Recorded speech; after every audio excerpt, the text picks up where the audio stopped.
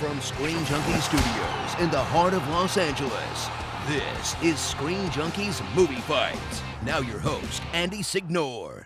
Brought to you by T-Mobile. Now Netflix is included. Another reason why T-Mobile is America's best unlimited network.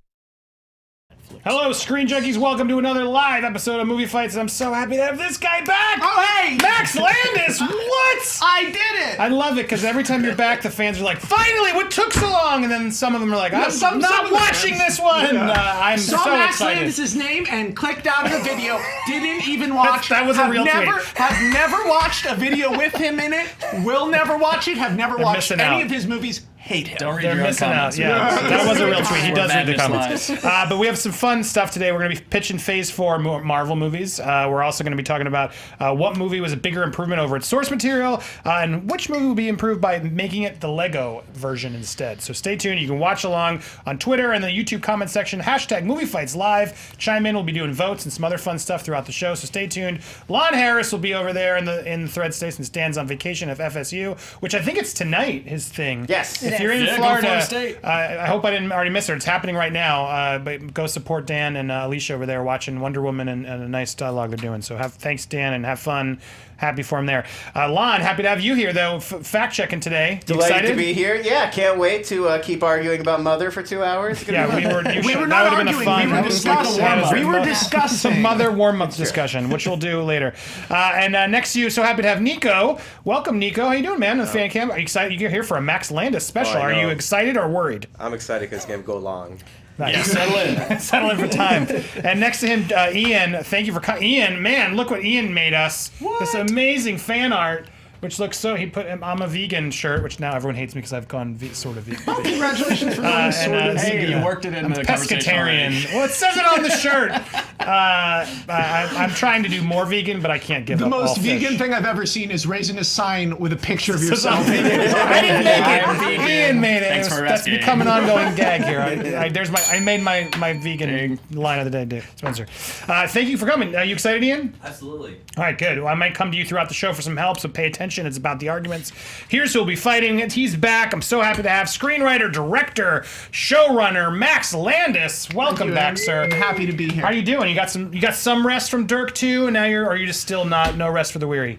I came right off Dirk and went right into all my other stuff. Yeah, still moving. Yeah, it's a lot. Yeah. But I'm here. Yes, and I'm I excited love it. I'm to grateful see you did my it. fellow fighters. Yeah, I know you respect this show. That's what I love about you. You take this seriously. Yeah. And we brought two serious fighters to take you on. I'm so happy to have her, the editor-in-chief here of Screen Junkies News and host of SJU every morning. Look very serious. Roth Cornett. Roth, are you ready? I don't know. Am I ready, Andy? You are. You bring the fire. Don't be coy. I don't want to give up your secrets there, but I know you'll tussle here with Max. I'm excited to have you. And next to you, it's the Movie Fights champion. Movie tussles. I don't even know if Max knows this, but Dan Murrell lost the belt. Cashed in the money in the And bank. Spencer earned the belt. He is now the champion, and you actually lost to Max in his first Once movie upon a fight. time, that's true, and that's why I want to take the belt and not put it on the leg, because I'm not an idiot. Come on. You're a heel movie fights champion? He is. This belt, I will never defend this belt unless you force me. We will force him at some point, but he's here to fight, and it's his call. He didn't I'm want to not put the dumb, belt on. man. I know the We're going to rules. stretch that out a little bit longer, but this will be a good fight, and obviously you guys know how this is played. I'm listening to facts, creativity, passion, but let's just get to this, shall we? Hear the music. What a lovely day! Are you not entertained? He's great.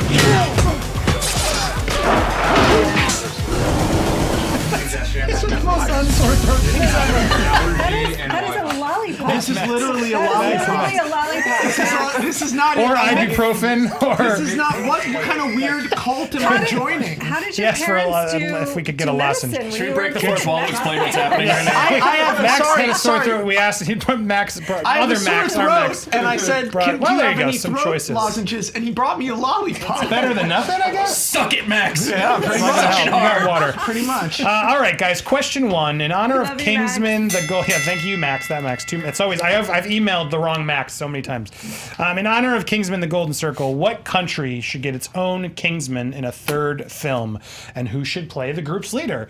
So obviously, if you haven't seen the Kingsman: The Golden Circle, which opens tonight, I believe in most theaters, they introduced the Statesman, led by Jeff Bridges, Channing Tatum. What other country should get its own Kingsman, and who should play it? Max, you're leading us off. I hate being first.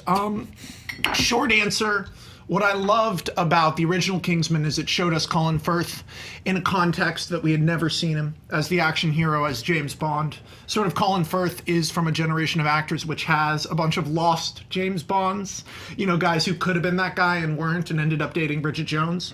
And I really feel like a guy who you could pick up and do something really amazing with, because he's a great actor, he's a great stuntman, he's a great director, he's an incredible creator, is Jackie Chan. Yeah. Jackie has his own version of Taken coming out pretty soon. I'm not sure what it's called, but I'm gonna fucking see it because I miss him. Jackie Chan is a figure who brings warmth and heart to whatever he does in a universe as cynical and vicious as the Kingsman universe, which survives by attacking and destroying tropes of the spy genre. I want to see them do that, but with Kung Fu. Can you imagine a Matthew Vaughn directed Kung Fu fight with Jackie fucking Chan? I mean, like, that's the sort of shit that on its own as a 3-minute scene gets 5 million views on YouTube. And I want to see an entire Chinese cast. And what I really want, and I really want this, is to do Kingsman, the branding of it's this genre, but then a little bit twisted, with 60s and 70s Kung Fu spy movies. Because there are a lot of those. And I want to go down to, like, having dubbing jokes.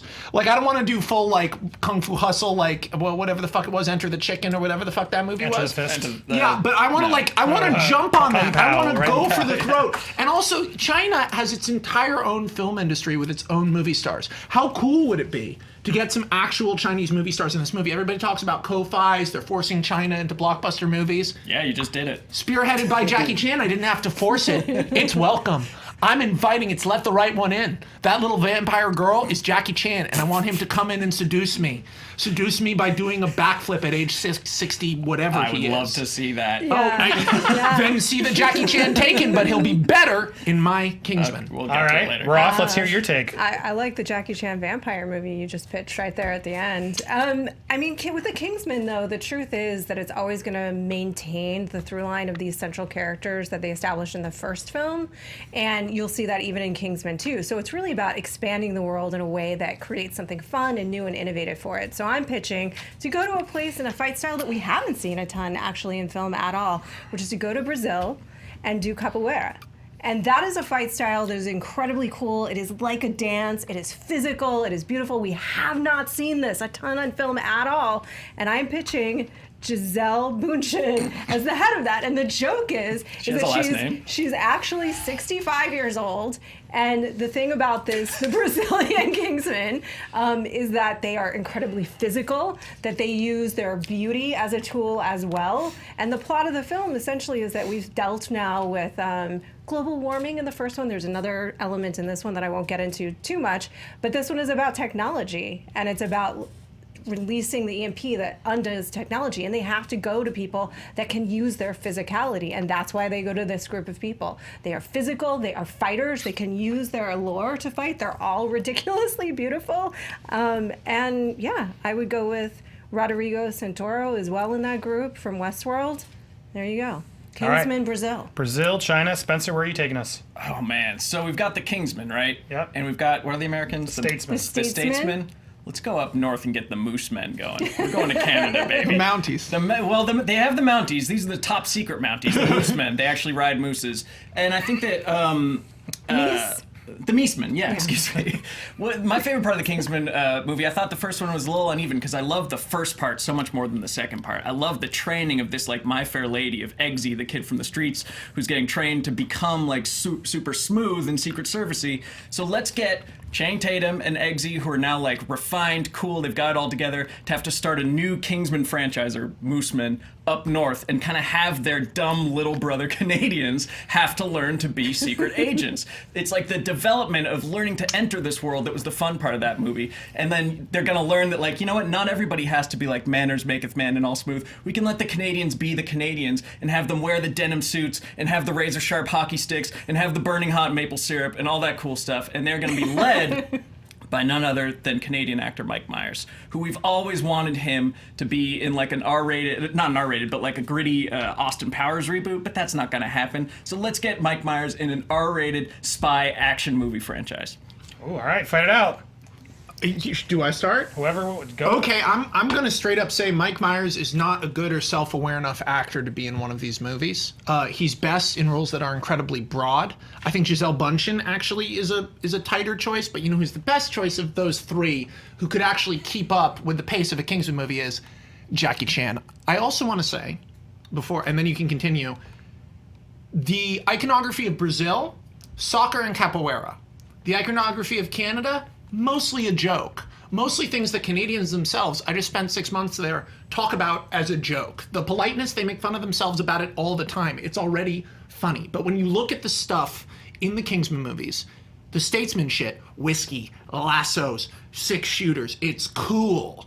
The shit from England, the suits, the British suits, the umbrellas, all that shit, it's cool. So you're going with like the surface level stereotype of like, oh, they're Asian and Chinese, so they all do kung fu. I didn't say right? they're Asian and Chinese. I said It's they're it's Jackie Chinese Chan. who do kung fu. That's an actual cool thing they do. The Americans are cowboys. The British are extremely prim and proper. The Chinese are hyper. This is a cultural thing. You can make jokes about maple syrup, or you can take things that are actually cool about a culture. A hyper collectivist, intensely determined, incredibly physically powerful group of. This is the iconography of China is incredible. The swords, the dragons, all of this shit could be given second life to the technology. Tropey. It's like, oh, Chinese kung fu masters with dragons. And there are a few things I What's want to see. tropier than Kingsman? Max, there are a few things I want to see before I die, and one of them is not a broke down Jackie Chan trying to do kung fu on screen. That would so kill me, because he's in his fact check how old Jackie Chan is now. He doesn't have it anymore. That's why he's not doing kung fu movies. And a Jackie Chan Taken to me just sounds sad. To just see him barely throwing out chops. You should and see just the like trailer. rolling You should see the downstairs. trailer. It looks fucking dope. They dude. must like CGI Tarkin him, or do like the Liam Neeson thing where there's 13 cuts to get him over a ledge. I don't want to see Jackie Chan like that. I don't want to see Mike Michael. cry. I don't want to see Mike Myers in a movie.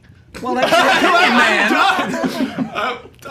But yeah, I And see what you're saying and Giselle, disagree. model turned actress. We're going okay. there. First of She's all, never been in a movie. First of all, So the what girls you're in Kingsman pitching are was models. already done, literally done and overdone in Austin Powers. So why do we really need to see that? Well, in he's a not playing a franchise? British guy. He's playing a Canadian guy. But it doesn't matter. He's still playing that same kind of character, and he's making a mockery of a mockery. He's playing a at that hoser point, that needs to learn to be a secret agent. Which essentially adds nothing to a franchise that's built on being fresh and adding new things. If you go, the movie that you pitched sounds really fun, but on its own, as a completely separate version of the Kingsman, if you're actually going to integrate and expand out, you don't want something that's going to steal the show entirely from the established characters, because what the film does in the sequel is continue to build on those characters. So you really just want something that's going to add an element to that world.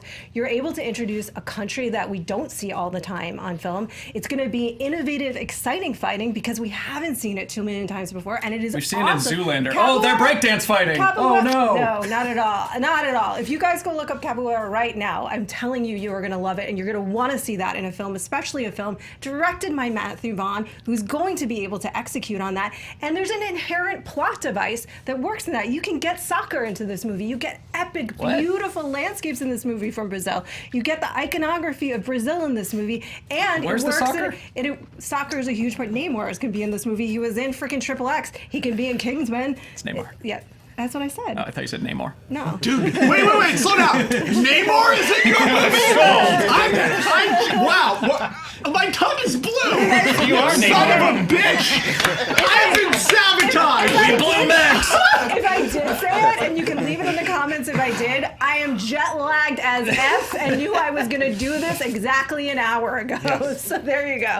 Having said that, I still truly believe that this would be the best addition to this franchise, and there's a million different ways that you can play with it, especially they have all their gadgets, right? What if that was wiped away from them and they needed to just get physical, and this is the group that could teach them to do it? And suddenly you've got Colin Firth and all of them needing to not only learn to be more physical, which he is already in this film, but get their sexy on. That's a fun twist to this. These just all sound too serious, and what I like about Kingsman is it's got a light tone, and it was half comedy. Giselle And you guys are as the head of a spy. Oh, the hilarious Giselle. Sounds way No too one laughs serious harder. for I you. will say, the thing about these three arguments is that they're coming at Kingsman in a different way. You're addressing Kingsman as though it's primarily a comedy. You're addressing Kingsman as though you're really making a third Kingsman movie. I am coming at it from a place of, this will be funny. It's a Kingsman movie. I just want to do the coolest thing possible. Like, it's three different schools of thought on it. None of us, I feel like this is the first movie fight I've been in where none of our arguments are actually better than the other ones. Well, Sorry, that was not helpful. I'm I'm sorry. No, they're all three good arguments. Let's use this as your final thoughts, and I will be coming to you guys to help me here, because this is the three versions I'd watch. Spencer, final thoughts. Yeah, you transformered Kingsman. You're going to China, you're putting Jackie Chan in it and trying to sell it globally, and I get that. That's a cynical classic move.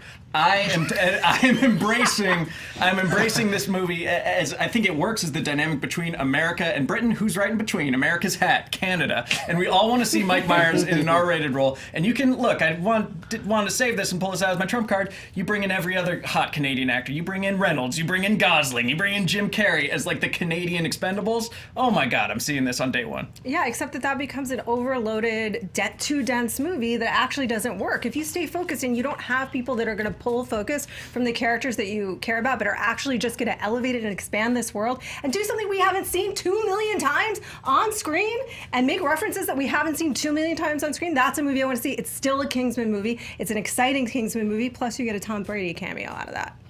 So you call me cynical, but then you want to have Cameo Land? What do you do? Zoolander 2?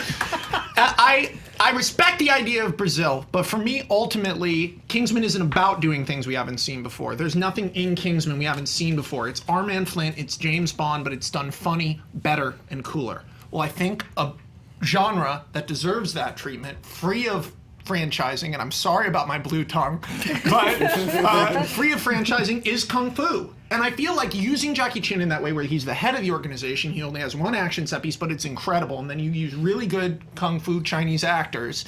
I would be so excited if there was a movie called like Kingsman Red Dragon or something. Like, that sounds cool. Fair enough. I'd be excited to see all three of these movies, but I would be different levels of excited, and it'd be the most for mine. All right. Can someone get him a red lollipop to even out the blue? Let's go to the couch here, Lon. What do you think? Well, I mean, I think all these pitches were pretty good, and I was sort of with Spencer until the end, and then I don't really love Canadian Expendables. Expendables A, it doesn't sound like he super... kept it as his trump card, but it almost was the anti. I bet the facts, not your opinion. Well, it was Lon. it was the trump card, but in the wrong trump. The facts, though, 63 years old. That's how old Jackie Chan is. Young. Wow.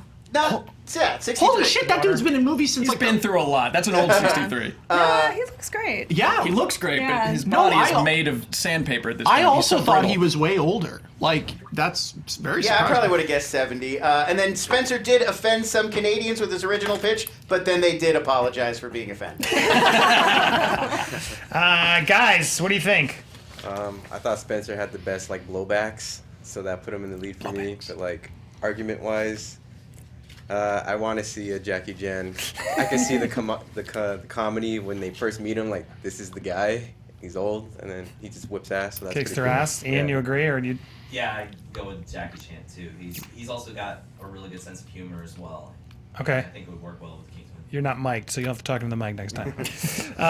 But hopefully they heard you. But yes, they both agreed with Max. This was tough, legitimately, because I actually do agree. There's something interesting here. But Whether it was to Chining it, what did you say, like Transformersing it and going straight to China, I don't know if that mattered. You did give me an actually interesting take, and I like it could spin off into a 60s, 70s spy theory.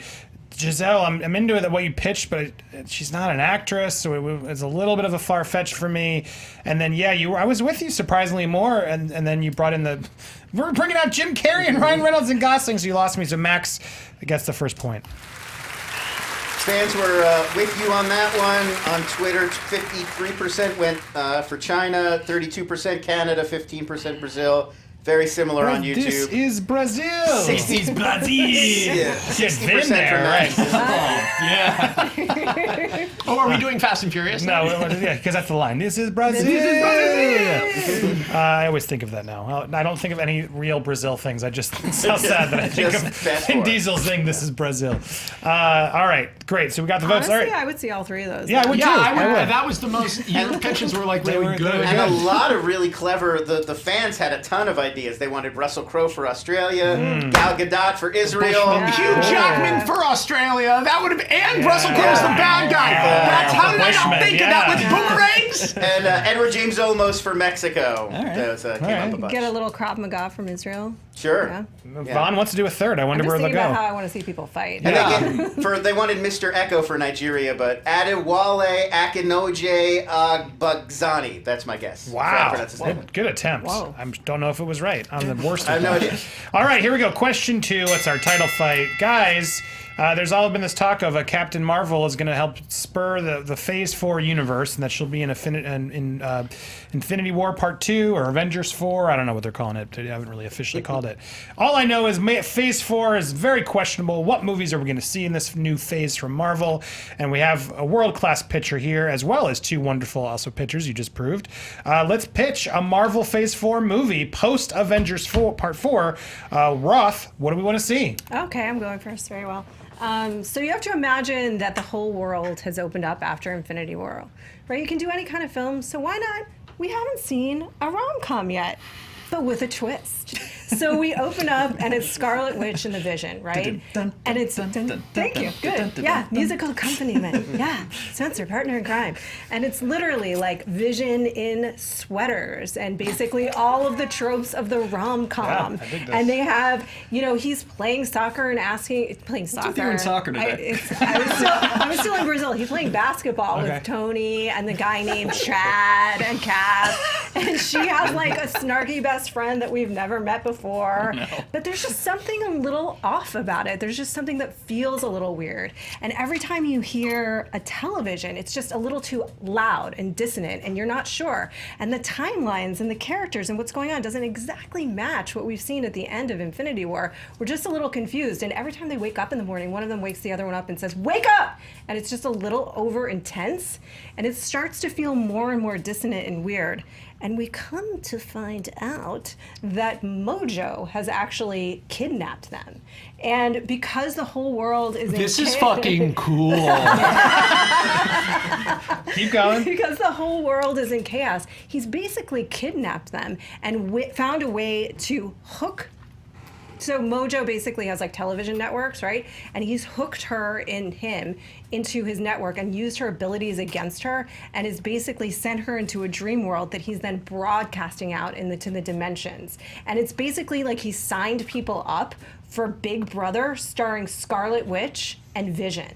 And they're getting a peek into the fantasy life they have together. Meanwhile, in this world, they're still trying to wake up and figure it out, and it's going through all of the tropes of the rom-com. When they start to figure it out, they realize he keeps throwing everything that he has against them. So they're going to have to fight more villains and get distracted. And then he just starts sending through different sort of iterations of a relationship. She's a soccer mom and they have 3 kids. They're in couples counseling, and suddenly they realize that in order to actually get out of this, they have to destroy their effing world and go apeshit.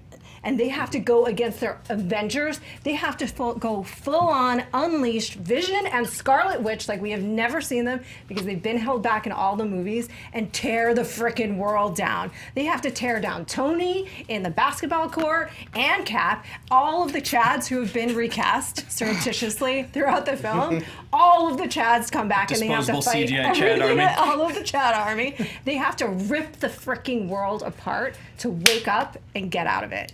And they wake up into the crumbles of the world, post-Infinity World, into the empty cell that they've been in, and he's escaped.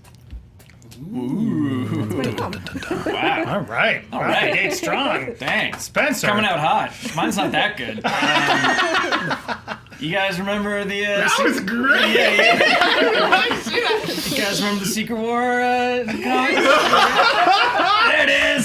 No, not that. The 80s one. Whatever. It doesn't That's matter. the fake new one. Yeah, basically, to fill you guys in, it's basically Marvel Hunger Games. This guy named the Beyonder teleports all the heroes and all the villains to, like, Battle Planet. And basically drops them a bunch of weapons, is like, go sort it out.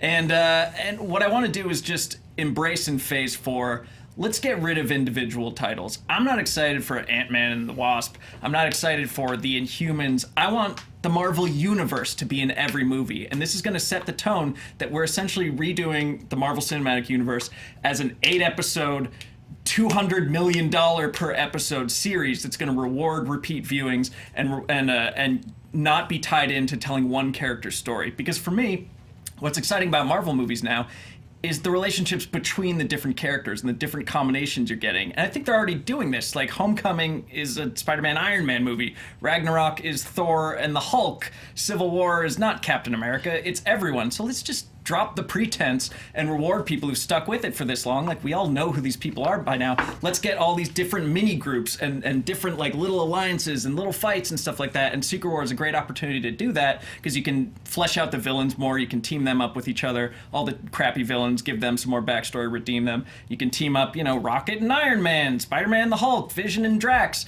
and then also plant the seeds for future feature-length episodes of, like, while they're all at Battle Planet, maybe that's when the Skrulls start to take over on Earth. Maybe they start replacing all the superhero girlfriends, Pepper Potts and stuff like that, so they come back to that. This is where you can set up the symbiote suit for Spider-Man. So you were basically setting in motion this gigantic series where every episode that you see at the theater is going to be important, and it's going to feature whatever characters Marvel needs to tell their story.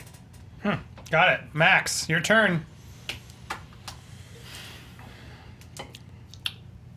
I believe that by the time Infinity War Part 2 comes out, I will be sick of seeing all these characters on screen together. I think that going bigger does not mean going better, because the truth of the Marvel Universe and the strength of the Marvel Universe and the power of the Marvel Universe that they don't flex the way they should. They flex a little, but they don't fucking flex, is the fact that these characters are their own universes. The fact that the Crimson Dynamo was like barely a villain in Iron Man 2 pissed you off. It pissed me off. He was barely in the movie. That's a big character. They had Mickey Rourke. They didn't use him. Yet when you watch Spider-Man Homecoming, suddenly the Vulture is the most interesting character in the movie. Let me just say that there are many opportunities like this in the Marvel Universe. Many, many, many. And I want to say that the angle of taking Vision and doing something similar to... Are you a comic book fan? Because did you read the most recent run on Vision, where it's the Vision family and it's all surreal? Someone out there tell me you read comics. Someone tell me you read comics. It was so great and cool and great comics. I want to go a different direction. So Hawkeye, after this movie, I want to focus in on two characters. Also, by the way, we're saying Marvel doesn't have the rights to Mojo because he's an X-Men character. Yeah, I know he's an so that movie is unmakeable. No, it's not. Hey, it sounds pretty cool. I know he's an X-Men. However, they worked out a negotiation. This is an imaginary Phase 4, another thing. trade, like Negasonic and Ego. All right, but keep going.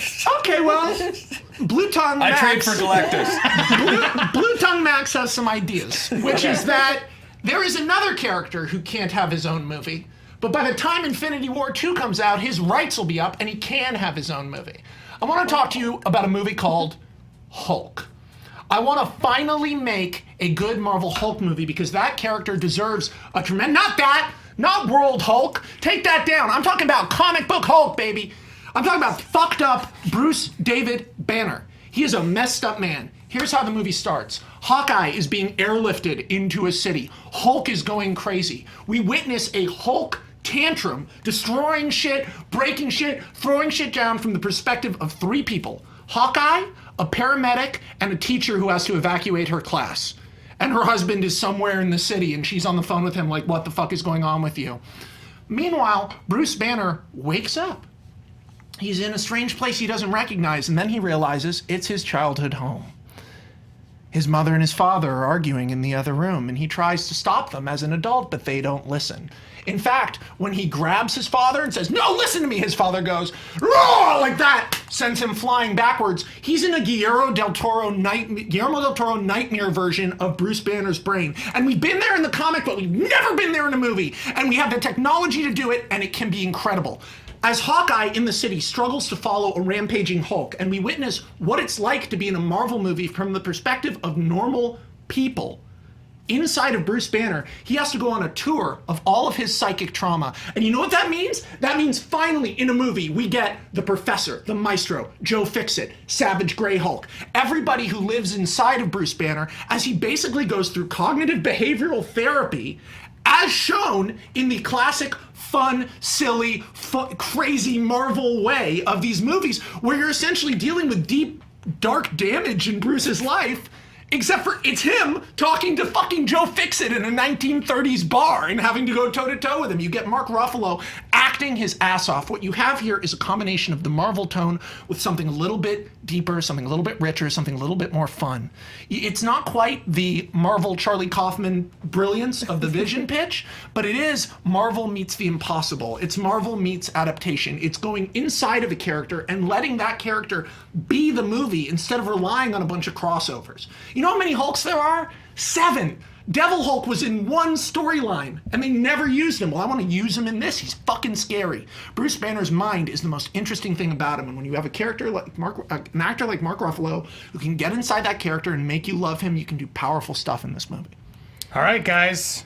I mean, you guys were against crossovers, but you both put crossovers in your movie. You've got Hawkeye and yours and 7 different Hulks, and you've got The Vision and Scarlet Witch. Oh, come on. The Vision and Scarlet Witch is such a focused movie. It's basically the Vision and Scarlet Witch and fantasy versions of the Avengers that are surreal. Yeah, it's got the Avengers in it. Yeah, you put the Avengers in it. No, but not in a way that Oh, we've they're ever dream seen them Avengers, before. so it doesn't doesn't count. matter. It's subverting the tropes, especially even when you get into the third act.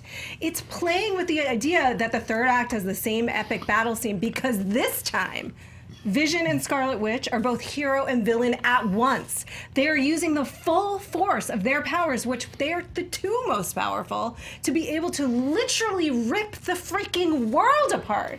Imagine the scale of that. Imagine I've never seen the world's at actual stake at the end of a Marvel Oh, I'm movie. sorry, guy who just pitched Secret War? Yeah, exactly. Yeah, I'm embracing it. I'm not claiming it's anything different. It's not about the This world is Marvel. Is at stake. It's not about the world is at stake. It's about the people that you are seeing as heroes need to kill basically their friends, themselves, their lives in order to wake the frick up. That is something that we have, and when they do, what they wake up into is freaking darkness. This is the your world pitches destroyed are both after Infinity awesome, War. but so insane and would never happen. No, I know no, it's no, what we're mine talking can about happen. here, Mine but yours can is like happen. him going to therapy and getting beat by his dad. Like it's not a Marvel movie. Yes, it is. Have you been watching the Marvel movies? They're getting pretty fucked up. His could use Tony's- Guardians of the Tony's Galaxy 2 machine. was like, "Ugh," there were things in there. Hey, I'm your dad. I murdered your fucking mom. Now I'm David Hasselhoff. That was the I worst think we're part gonna of be it. okay. I think we're gonna be okay with my level of darkness in a Marvel Yeah, I movie. want to see Hulk go to therapy. That Yes! sounds awesome. Are you kidding? That does sound That does sound awesome. awesome. And Me sad? he could, I know I'm not supposed to do that, but he could use Tony's machine, basically gone awry. That basically Tony's is machine? the machine that allows Wait, are you to pitching go for back. my pitch now? I was. Don't Yeah, can we all trade pitches? I'm still for my pitch. Your pitch is basically Secret Wars was cool. Hey, see, you know what are cool? Marvel movies. They have a lot of my favorite Marvel characters in Yeah, them. and that's what they do. I'm All the pitching tones are they're all the same movie. Let's just admit it. We're Let's not. just put out Some of Marvel them- movie, the movie. Some of them are slightly different. Yeah, exactly. But we're talking about what would we like to see.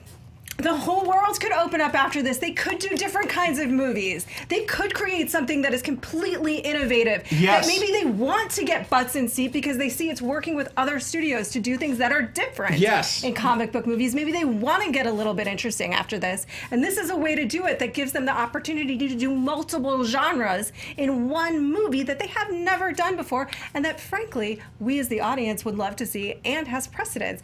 People and love Scarlet different Witch? stuff. People love different stuff. Well, the precedent for me isn't so much Marvel movies or Secret Wars. It's something like Game of Thrones, where like we want to see these big events and we can follow these complex stories with millions of characters that rewards checking in once, twice, 3 times a year to see where their paths cross and Okay, see but- the different combinations of them. Oh, these two finally met up. Oh, what's going on over here? Like we, as an audience, we can take that, and it's rewarding to stick with characters for so long and not be tied into like, well, I don't really care about Doctor Strange. I'm gonna skip that one. This one would, every single Marvel movie in Phase 4 would be appointment viewing because it would have the possibility to have every character. If everything is appointment viewing, nothing is appointment viewing. You are pitching season 7 of Game of Thrones, where Yeah. things we've been waiting to happen We've had happen with no stakes. 1,700 Marvel movies. We're in season 7 of Marvel, the workplace sitcom where everyone punches each other. Let's admit it. It's a giant, long-running TV show. Admit it. I don't know if you know this, but me and Roth have been given the power to create whatever movie we want. That's the magic of movie fights, is I am not bound by Marvel's corporate prerogative, and I get to try to pitch something I want to see. Actually, that Andy Signor wants to see. So and the audience. don't bind me to China, buddy. All right, last thoughts. Let's do it. Kingsman dragon foo over real quick, there. final. I want to go through why It you won. don't like the other one. So why don't we like Spencer's Secret Wars pitch? Ross, It's Max. more the same. Yeah, I mean, to me, because I adore Spencer, but the take it personally, it's pitch, the fine. pitch is more just sort of a generic, like, in Phase 4, the movies should be unique. But we actually pitched 2 of those movies that would go in your program because they are unique, they are specific, they focus on characters, and they are a different way of telling a story that still creates, in my case, it's an epic Marvel movie. It But allows don't defend her- yours yet. Okay, why don't we want to see Devil Hulk? Max's pitch. Spencer and Roth. You were talking. You were talking?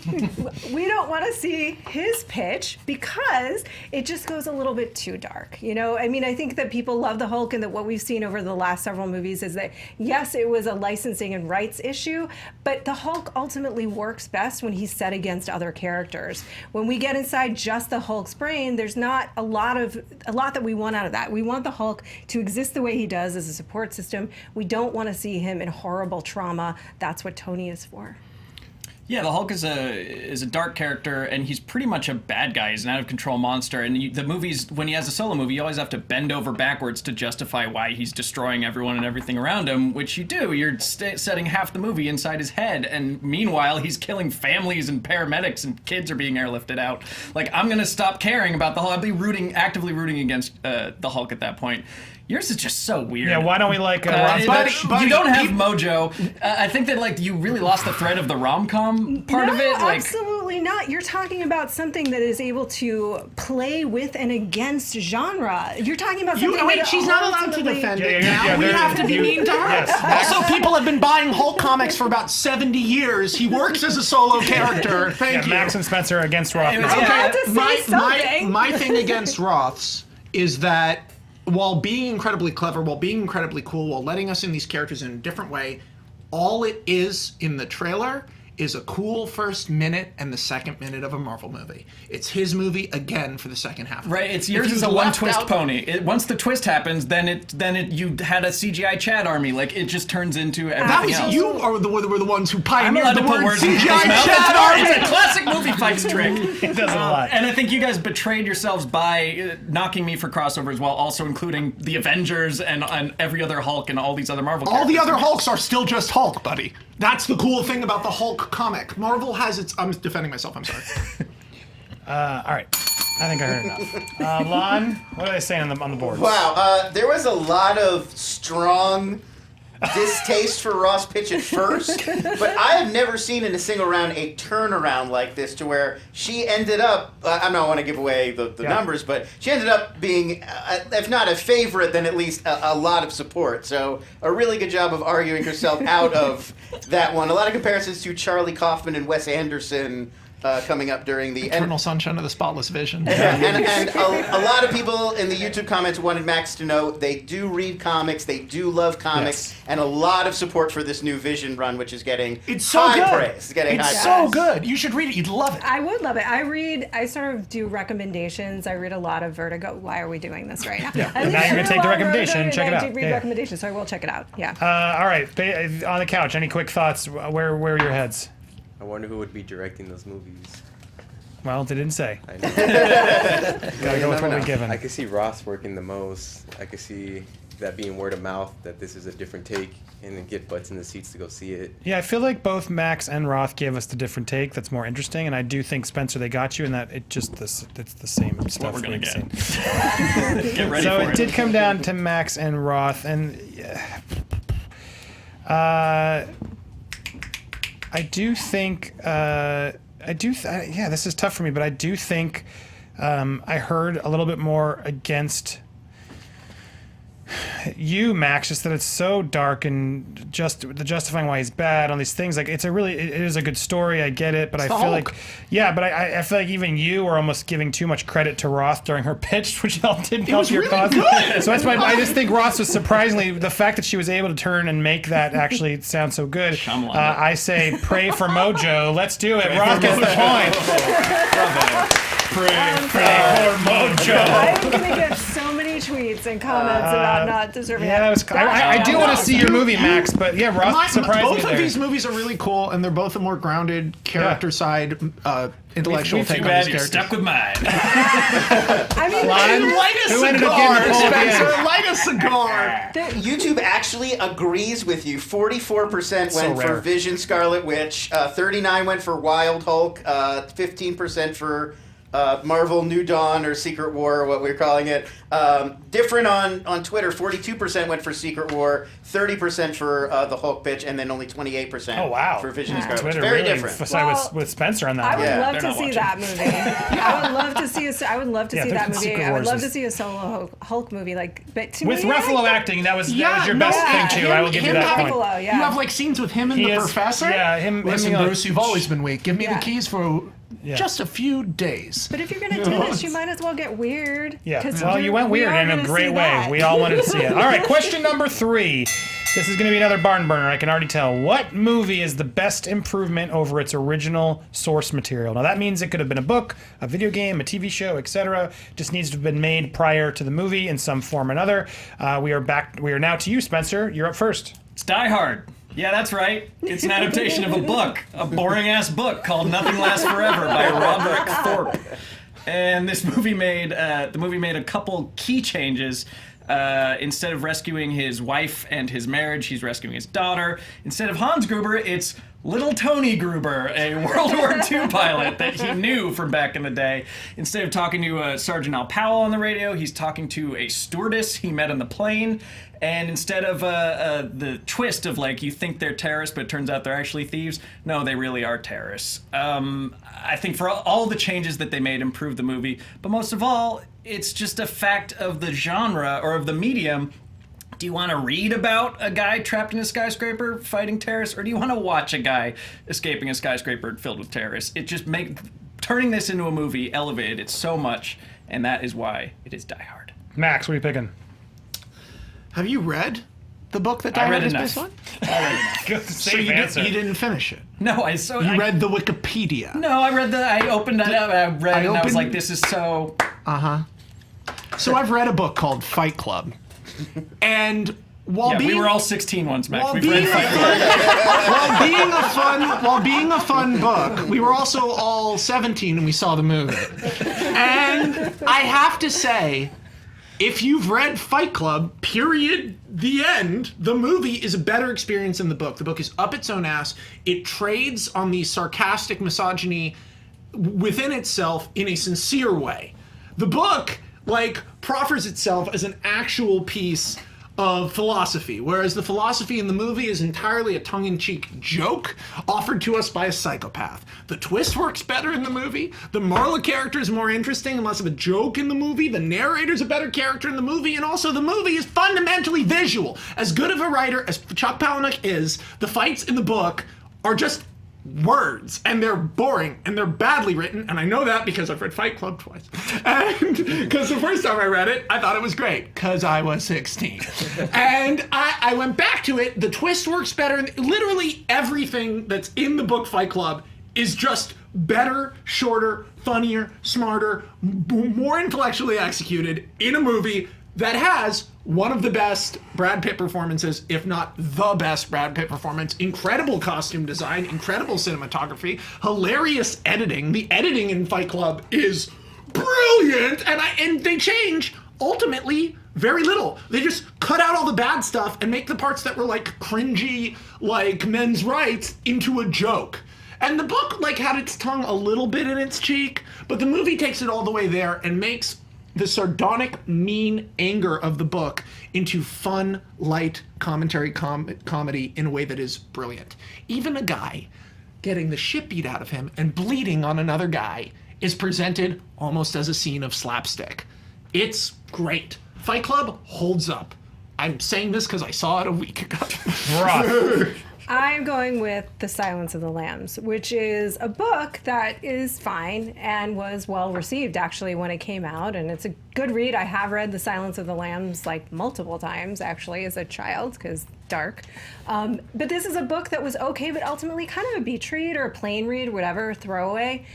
Turned into one of the most iconic movies of our time. You have these performances. You have, how many times have you quoted Silence of the Lambs, the film?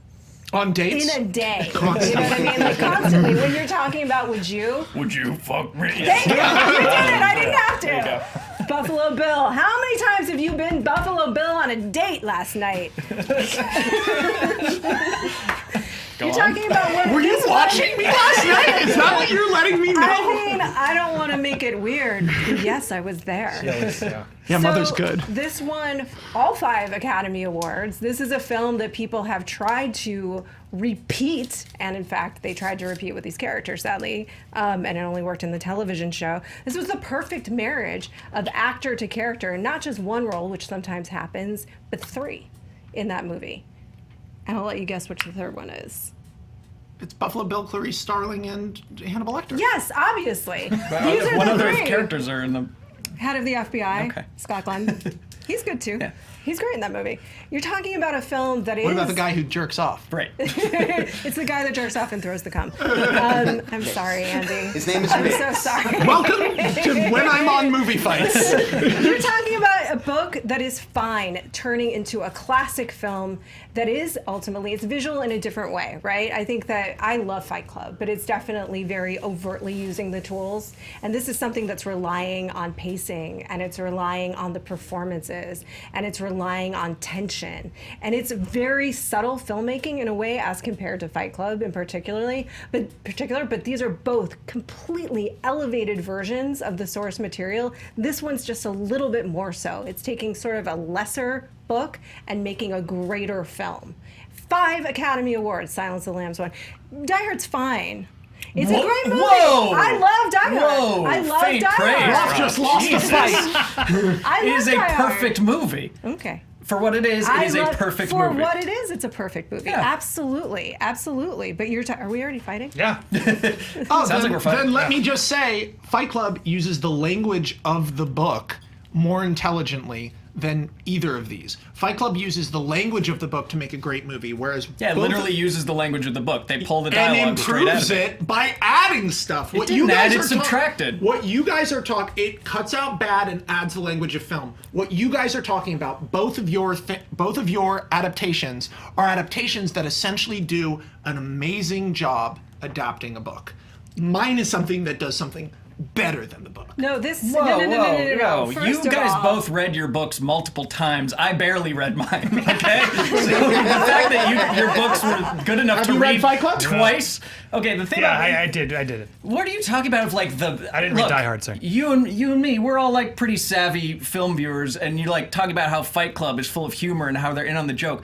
The joke of Fight Club went over everyone's head. Every fratty McKeg stan with the Fight Club poster on their dorm room does not get the joke of Tyler Durden. The movie presented him as the cool guy that everybody wants to be. You didn't get that, whereas in the book you can tell he's the villain. You can tell that it's ironic that people are just trading consumer fascism for actual fascism, and the movie is totally lost on people. It made it I don't way think too that's subtle. true. Now you're pitching I Holden don't- Caulfield as the hero yeah. of Catcher in the Rye. You're talking about the failure of the audience as an I don't excuse to think decry that's a movie. true at all. First of all, Die Hard, while being a great and Yeah, and you're right. I didn't even know it was an adaptation. Like perfect action movie, it is 100%. You're comparing that to something that is one of the most beloved movies in total of all time.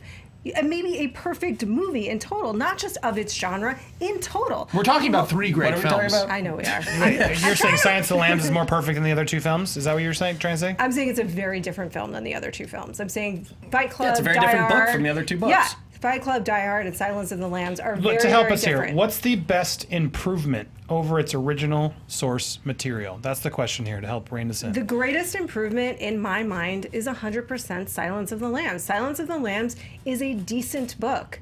It's a pulpy, good read. Okay, then you put it down. This is a movie that stays with you. This is a movie that has stayed with all of cinema since it was made. This is a movie that people are chasing. This is a movie that people are trying to catch and redo, and they can't. They never can. Okay, Spencer, why is this a better improvement? Better over its improvement. I mean, I think that when you're talking about an action movie or an action story, the medium limits it. You don't want to read about an action story just by presenting the same thing visually. You get so much more involved in it, and by doing these, by getting Bruce Willis and Alan Rickman to do these performances, you're so much more invested in characters who on the page are two-dimensional. So just by virtue of making a movie out of this book elevates it in a way that any book is limited by these scenes that a movie actually pulls off. Max. Everything Spencer just said is true, but at the end of the day, he's talking about a movie that ultimately was a straight adaptation of its book. I'm talking about a movie that used the language of literature to do a movie in a way that hadn't been done and made the film iconic. Not just a good movie, but a movie that changed the way movies are. I mean, Silence was that too, but Silence was ultimately a serial killer thriller. Die Hard is a perfect action movie. There really hasn't been another movie like Fight Club other than Fight Club that pulled off that tone. That tone, being able to take that tone. It's every David Fincher movie. What? Yeah, nihilism, darkness. Oh, I'm a man. I hate my wait, job. Wait. Are we comparing Girl with the Dragon Tattoo to Fight Club? Yeah, in tone, yes. In tone and language, they are completely different. Fight Club's a fucking comedy. It's dark. There's a blue haze-filled room. People are nihilistic. Oh That's my David God. Fincher. Twitter, my God. So He's going heel. Come on. He's turned evil. Jinder Mahal has won the title. Silence of the Lambs is not just a thriller. It really isn't. Silence of the Lambs is one of the most interesting and beloved love stories of our time. It is one of the weirdest... Then why didn't they let her be gay? It's one of the weirdest stories of two people loving one another inappropriately, terrifyingly, understanding one another. There is no one in the world that Clarice is more intimate with than Hannibal, and the reverse is also true. You don't see that kind of relationship freaking anywhere, and that was not in the book. The bones of it was in the book, but the life of it came out in that movie and those performances. You know where else the bones of it were? In fucking Manhunter. Silence of the Lambs is a sequel. Manhunter is a POS. It's not good. It's not That's bad. what I'm telling you. This movie elevated that material. I've seen Manhunter. I've seen all the versions. This movie elevated What came that first, material. Manhunter or the book? The book. Manhunter was the Red, book? It was Red Dragon. That's Red right. Dragon. Red was Dragon the first book. was the first then book, they and made then they Manhunter. made Manhunter, and then it was And Silence then- of the okay, Lambs, and got then it. they did. And that's what I'm trying to say is And that they did you've- Red Dragon. Yeah, and then they did, right. and then That's they what I did thought. it again, and then they did Hannibal. My point is, that's what I'm trying to illustrate here. There were other adaptations of that character that didn't work. And of his characters that didn't work, but this did. This was the largest improvement of those characters, of that writer. And Hannibal's also a really good show. Of right. that writer. You just fucked up. Using that She thinks Die Hard sucks. I do not think Die Hard sucks. I do not think Die Hard sucks. Don't you dare, Max Landis. I love Die Hard. I love Die You Hard. just don't put it on the scale as Silence of the Lambs. It's a movie fight, and I'm saying that is not necessarily the greatest selection for an elevation. Yeah, well, I think Silence of the Lambs is stupid. He did say that officially. I'm using that final thought. Max, anything? Because I'm actually Final thought. Fight Club changed movies. It took a book that was a hit, that had a unique tone and a cool perspective and a cool voice, translated that and enhanced it with performances that became utterly iconic, not simply for being in a good movie, but for being in a different movie. Fight Club was a failure, a flop. that has maintained because of its iconography and its power. It's a failure. It has made because of its advertising, but I could name other movies that have suffered because of their advertising, but it made money. Primarily, it made its money back because of the strength of it. You're talking about 2 huge studio releases off books that no one's read and some people have read. Fight Club was a hit book, and then a movie that did something so different and so special that it has become a legend. No, I get it. Silence of the Lambs was a Hip book. hit book. Spencer, final thought? Yeah, you're talking about hit books that became flops. Like, that's not an improvement. And I find that the fact that so many people misunderstand the movie Fight Club is testament to, like, the fact that the book might be a little better. It's a little more clear-cut, actually, to me, where the dynamics are and what he's trying to say. I don't think Fight Club is a clear-cut improvement. And Silence of the Lambs, they're both so good that yes, the performances are iconic, but it doesn't elevate it to the point where you take a average novel to a perfect action movie. That's not true. You're talking about an average best picture, best Lon. director, best actor, best actress. Anything that the internet's saying? Overwhelming support on this question for Jaws. There's tons of people mad that nobody picked Jaws. That's a good one. So I always pick Jaws. Other selections, Starship Troopers came up a lot. Starship Troopers, I'm so stupid! I'm so stupid! American Psycho. American Psycho, I'm so stupid! Those are the same. The Shining. The Shining came up a lot despite being a very The Shining, well-regarded back book. off. Yeah, I know. And They're The different. Godfather and Princess Bride. Those were the other big ones that I saw. A bunch. People also really did not like Spencer saying that they don't get Fight Club. They feel like they're getting Fight Club. It's like, don't say... Very clear. It's like the opposite of Mother. Only fact is, it's Miggs. Miggs is the guy in the cell next to Clarice. Thank Thank you. you. We haven't got to go further. I know who you're talking His about. name is Miggs. What did you think there, Lon? Wow. This is a tough one for This me. is a tough Because here's round. where I'm. Let me show you a little bit on cards, and I want to see where you chime in because Please. I don't want it to seem like you're tainting me. The question is, what movie is the best improvement over its source material? Right. I feel like, sadly, they all sort of admitted no one's read Spencer's book. It's a terrible book, and they've all admitted how great Die Hard is. Whereas Fight Club, even Max has admitted it's a great book. Roth has admitted it's a great book. I almost feel like just in a process of elimination, Die Hard the book is clearly. From the movie is clearly the best improvement. Thoughts? How can you say that? I thought the one. I mean, I agree with you overall. I think the one thing that Spencer did that was very smart was actually go to the book and say, "Here's an element from the book that wasn't Little good, Tony and Gruber. here's how they fit, and here's how they improved it." World War II. They really are terrorists. And I let me just say for the record, I 100% agree with Max. Fight Club is a terrible book and a great movie, but I feel like Spencer made the case better for here are the specific things that were improved. Yeah, no, so. I mean, I think Max and Roth both made really strong arguments too. And Max, you did point out how harder it is to do. But I don't know because I'm grasping at straws here. Best improvement over its source material. I think Spencer wins off of this Die Hard book. If he wants to read that, The best kind. he did it. That's how he does it. The semantic victory is the only way I could grasp there. Spencer gets that honestly, point. though, I don't like Trump because he's an anti-Semitic. I looked at that list and I was like, Spencer's got that. It was a good these poll. These are both good books. Lon, what did they too. say online? They're just not as good. Oh, the polls. So on YouTube right now, they're saying Spencer wins with 42% for Die Hard. Very close, though. 40% for Fight Club. 17% said Silence of the Lambs. Yes. He is the champion, Max. Yeah, On Twitter, Fight Club, Die Hard also wins 43%. Fight Club 34%. Silence 23%. So pretty close. Ooh, all right, here we go. Question 4. In honor of the Lego Ninjago movie, we want you to improve a movie by turning it into a Lego movie. This came in from WWEJTH1. Jeremy. Thank you, Jeremy. So it's an existing movie. What would existing movie be better if it had been a Lego movie instead? We're back to you, Max. There you are. You know what sucked? 2012. It was a bad movie. It was a stupid movie. The premise of the movie was stupid. Look at the picture you're seeing right now. Already something tell, like to enjoy. tell me it wouldn't be better if it was funny. Tell me that wouldn't be better if that was unintentionally Legos. funny. No.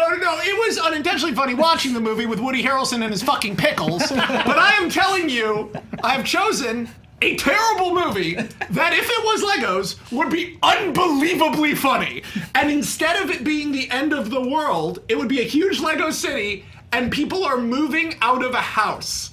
And the Legos have been left behind. So there's flooding, and then the house is torn down, and it's the end of a Lego world as experienced through the eyes of Lego John Cusack. I mean, like, do you guys remember? Yeah. Do you remember the scenes in 2012? I Limo driver. want you to go on the frickin' internet and watch scenes from 2012. A limo going through LA as it falls apart. It's better if there were jokes happening. It's better if Lord and Miller wrote it. A plane taking off as the entire world stops existing under it. It's funnier if like under that is like shag carpeting and Lego men are falling into the shag carpeting like it's lava and going, help!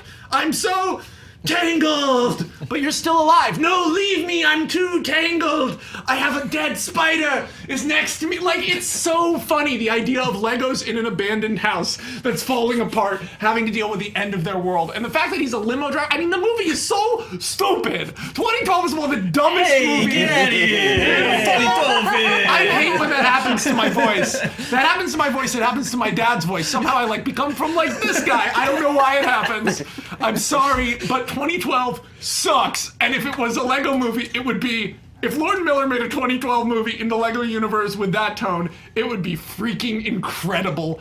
Period. The end. All right, I'm in. Roth, you're next. All right, I'm going with Jurassic World, and this is the reason. If you look at what Jurassic World is, and here's my pitch for Dan's side-by-side of Jurassic Park and Jurassic World, it is basically Jurassic Park with the addition of Chris Pratt and somebody running around the jungle in heels, right? The removal of all the characters. And the removal of the character dynamics, right? So instead of doing that in live action, why not do that in the Lego movie, in which it makes sense to simply redo the plot of the previous movie and get self-reflexive about it and make fun of the fact that you are in a world in which you keep returning to the same freaking part and the same freaking problem again and again and again and again because you can't get out of it. Suddenly, that's a brilliant movie. Suddenly, that's a movie that's making fun of franchises, that's making fun of sequels. It's a movie in which you have little Lego dinosaurs fighting and the whole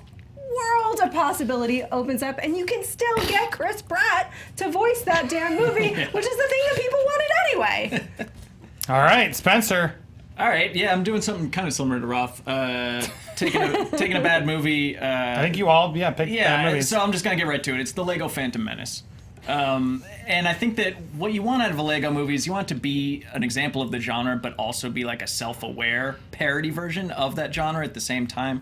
And what I'm missing from your guys that I want to do is to have the framing device, is to have, like you had Will Ferrell and his kid. In this one, you have a guy who loved the prequels, a prequel defender, and a guy who loved the originals, who only wants Star Wars to be exactly the same. And they are reenacting, trying to improve Phantom Menace with their Legos. And it's a commentary on, we need new stuff, we need new original ideas to be in Star Wars, whereas one guy just says, no, I want more Obi-Wan, I want it to be more like Luke and that dynamic, and they're acting out. It's like this, I don't know if they're father and son, but it's the relationship of wanting something new or wanting to retreat to the familiar, told throughout the story of the Phantom Menace. Your Funny or Die sketch about Legos sounds great. Oh yeah, it sounds like what is yours? 5 minutes. What is yours? It's just Legos falling apart. Mine, which is already awesome. I mean, when you're little, half the fun is smashing what you built. I want to do, and by the way, you say there's no framing device. I put them in a house that's being torn down. That's the framing device. There are constantly gags involving shit in the house. Like that like how amazing would be a giant tidal wave is like sweeping down. Like it's not that awesome when it's all Legos. It's just the visual spectacle and awe of that is lame, and maybe you're going to be intentionally lame, but it's just Legos falling apart. No. Have you seen the Lego movie? That movie is beautiful. You're like saying the Lego movie is ugly? I don't know what world you're living in. It's not the same. It's not as beautiful as 2012 is what I'm trying to say. Oh, yes it is.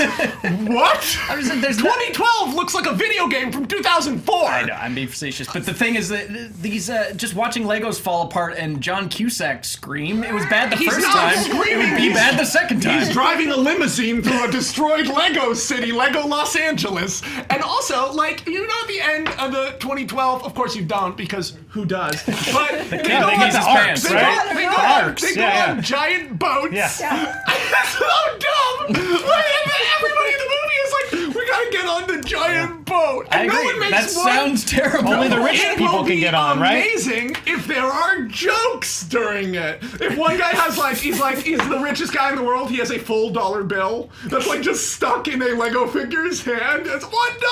Oh my God! It's so much bigger than the rest of the money. It's just a good idea. You're a calling disaster. me a funny or die sketch. You're pitching disaster movie, but with Legos. No, I'm pitching. 2012 already was disaster movie. I'm pitching 2012 with Legos. And your movie, I just don't want to watch Jurassic World again. Well, here's the thing. We're talking about how to make it better. And I would say this, that the only thing that 2012 had going on for it was the ridiculousness of that spectacle and the wildly ridiculousness of that spectacle. That's just really literally all there is. Why bother making a Lego movie about that? Why bother making anything about that ever again? The point of the Lego movie is that it's riffing on things that exist. It's making commentary about film. It's not a film that we really need any commentary on, whereas Jurassic World, suddenly you take this thing that lifted the plot of a previously existing beloved movie that with characters that we can all hook into and freaking dinosaurs, and you are commenting on the film. You are commenting on the industry. You're commenting on franchise. Yeah, but I you just are don't think commenting there's on how enough. to do There's not enough grist for that mill. Like, There's- there's one good Jurassic Oh, Park movie, and you with- can only say, "Oh, we're back at the park with- again." 1.5. I like 3. Yeah, and with the Alan. with the Phantom I like Menace, that. I mean, I'm not sure that framing device really works because, first of all, you're assuming that that's necessary, whereas in Lego Batman, there was no such framing device. They didn't just lift that again. Then you're just trying to kind of redo what they did in the Lego movie, You and have I'm not so sure many that really Batman works. things and tropes to draw on, and same with Star Wars. Plus, you get to sell all the Star Wars toys all over again. Hey, here's a problem with your pitch. They're already doing that, and if you want to see the characters from Phantom Menace in Lego, you can buy them already. In fact, you can play a video game. The Lego franchise has been tied in with the Star Wars franchise Can't wait for to buy about... John Cusack's limo for I'm my saying- kid. I'm saying, cry on Christmas. I'm saying you're pitching something that already exists like it's new. And Yeah, that, they've got inventory that just is- sitting around. You know how that many is not Jar Jar movie minifigs fights. are sitting on shelves? That is not movie fights. You are pitching a thing that exists like it's new. That's what Lego's all about. This movie is about the compromise between the old and the new, and finding harmony for let's keep doing the old stuff, but in new ways. I think there's actually a message here that people might latch on to. So what you're saying is you want more Star Wars movies. But the other thing that doesn't make sense totally to me in terms of how the movie even functions is that when you were in the Lego movie, it's not like they were aware that they were being played with, they Well, they thought are to in, them yeah, they were autonomous beings. It's the kids and the dad playing. But No, but you they don't don't know find that. that out till the end, and they don't know that until then. They don't get that reveal. So you're actually Yeah, but sort the of assumption is that these are a mixing- father and son playing Why through this would you movie. make that assumption? You are Because at As the a end, he's like, viewer. "Don't mix up my Legos." That's what the whole movie's been You are about. suggesting a movie with no stakes that by its premise is watching two people play with toys and have an argument that people have been having online for the last 20 years. Yeah, dramatized, and yours is a bunch of Legos falling apart. Yeah, in a cool way. Okay. It's cool and funny. That's cool. I'm happy with that. My work says the way the Lego movies work is to do exactly what I am suggesting doing and to make a movie I heard better. enough. Lon, anything to add in the comments? I couldn't tell which were the joke responses versus actual pitches, but a few of my favorites. 50 Shades of Grey came up so much. that's I a think good they one. actually should do it. Emoji Movie, Requiem for a Dream, Showgirls, Mother came up a few times. Oh my god, Mother would be Lego. incredible. Lego Mother would be pretty Yeah. incredible. Mother would be awesome. A lot of people had actually made the point that Max ended up making a lot, that they feel like maybe Jurassic Park and Star Wars, because they already have so many Lego properties out there, we're questioning the wisdom of those selections. Work for Batman. a little bit. Here's my problem, though. I didn't hear them really take down Roth at all. All I heard was Max and Spencer taking each other out a lot. I said I just don't want to. I'm not interested. Yeah, we don't want to watch, but I thought it was a pretty clever concept there. And you get Chris Pratt back because he's Emmett. It's whether he meant it or not, you're getting. Yeah. He's done that thing. Same park, same problems. Making fun of the sequels. Guys on the couch. Did anyone have a strong point of view from someone else? What do you guys think? Oh, go ahead. You have the mic. Yeah, quickly. I thought that Max made a really good point. I would see that movie. Better than 2012, the original. Yeah. Out of these three, I feel like I would most want to watch the 2012 Lego Destruction film. Yeah, I mean, you did point out the fact that we've seen these in games. You said Phantom Menace. You didn't point out Jurassic World, but they did make a Jurassic World game, didn't they? It's games. There's no Jurassic movie, but game.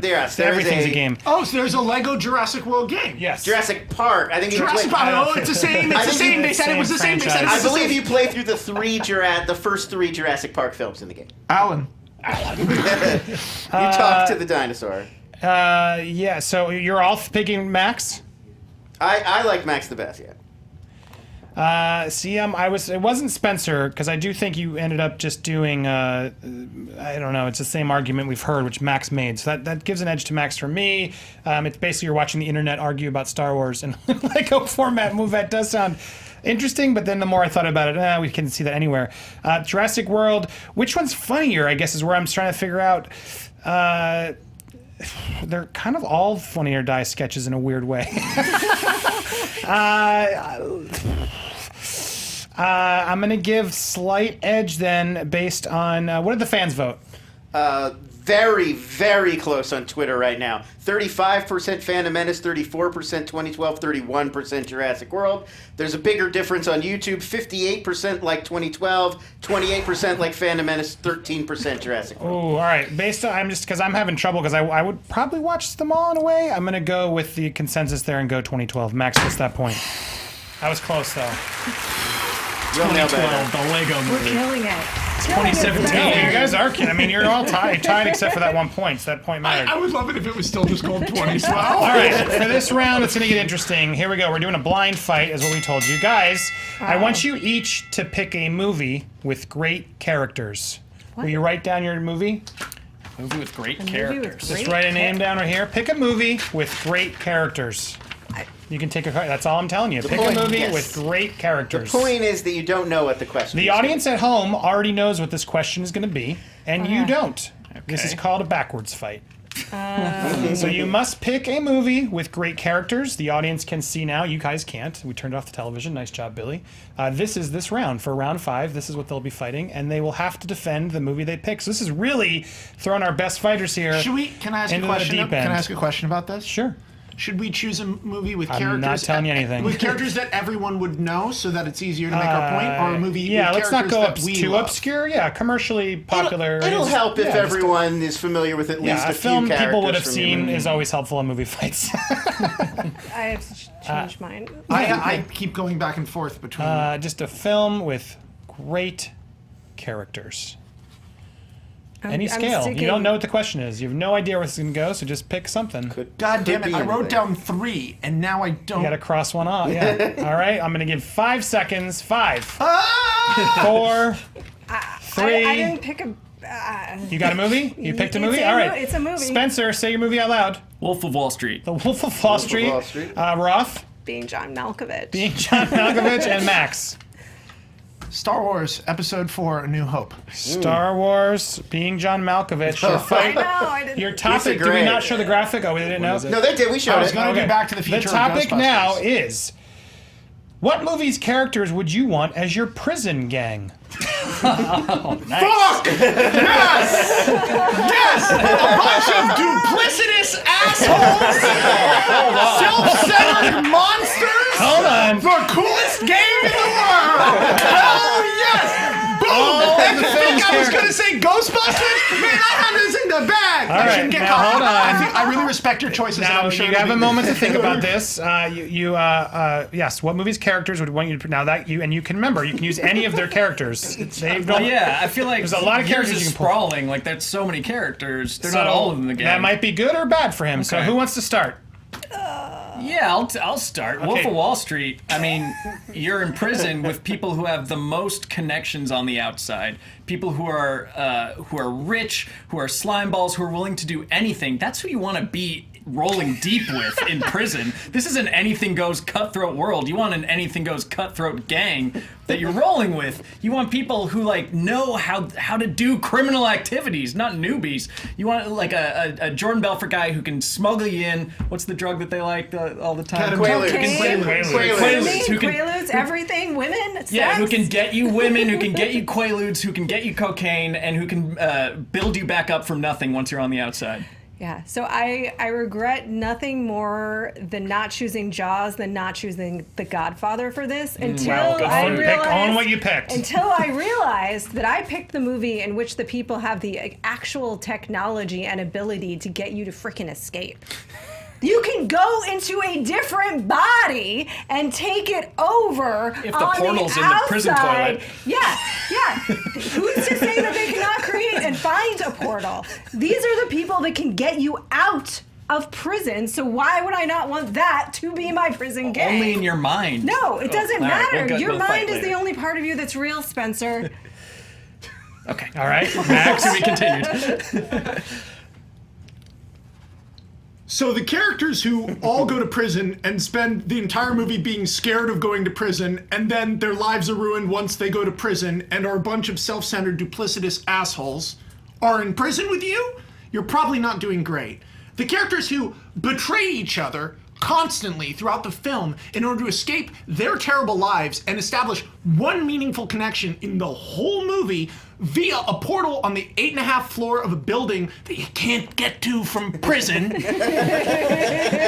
versus characters who do breakouts in every movie, baby. We get out of the Death Star, we get out of the Cloud Cities fiasco. Oh, Han didn't get out? It's okay. We go and we get him too. R2 has a lightsaber in his head. First of all, holy shit, how did I choose Star Wars?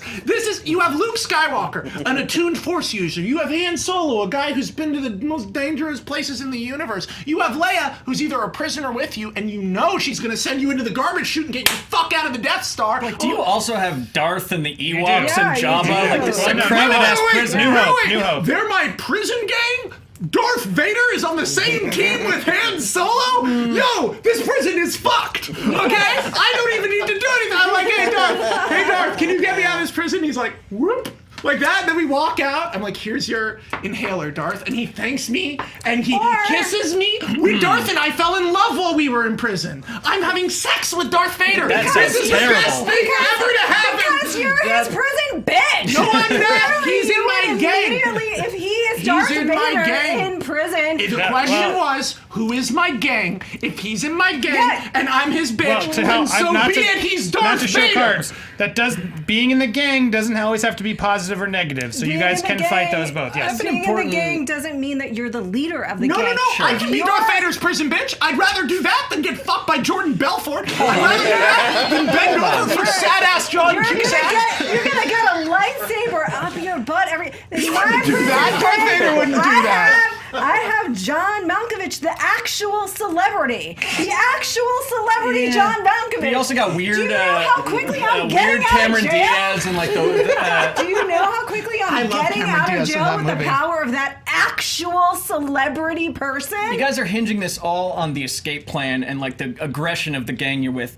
You guys are overlooking an important factor. Jordan Belfort and his gang are very rich and very white. We are going to the most country club ass prison you have ever been to. Just like in the movie, we are playing tennis. We are getting catered meals. We're basically living the life we lived on the outside, but with an ankle bracelet. I would move to the white collar prison that they're in. You are That sounds dealing awesome. You are dealing with a group of duplicitous, sociopathic sycophants who worship Jordan Belfort and backstab each other gladly. You are at the actual bottom of that totem pole, and those guys are not fun to hang out with.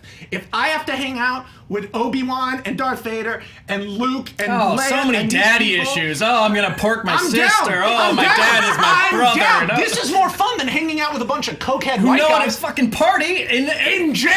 Yeah. This isn't Goodfellas. Those guys are not tough. Oh, they don't have connections. They have connections. They can't even fucking handle 3 No, they don't. vodkas. Those First guys of all, they lost all their money, and I don't know if you've ever been with anybody that's coming down on cocaine, but that is not pretty, Mr. Spencer. Talk They about are daddy not issues. Going to be playing tennis. They are going to be shaking in a corner. You're and there with a beating you. puppeteer Yeah, and a self-important actor. I am there with actual John freaking Malkovich. Not only am I going to be entirely And 2 entertained stalkers of John while Malkovich. I'm That's going to be the in weirdest prison, dynamic of while a I'm prison in gang of prison. all time. And we don't know how many portals there are. We don't know. Yes, we do. There's This one. is built for that This midget is woman. Shawshank Redemption. We're gonna portal a new portal, and even if we don't, I have an actual celebrity to really hook me up in prison and actually get me all of the things and make it a full 6 months experience, and then get my ass out. J.J. Abrams is going to make sure that I have a safe, smooth ride through a Star Wars movie. I've seen him do it before. He's going to do it JJ's again not for there. me. George Lucas will do that. No. Luke has a few setbacks, but at the end of the day, Fine, he then I get glides into Scorsese. that-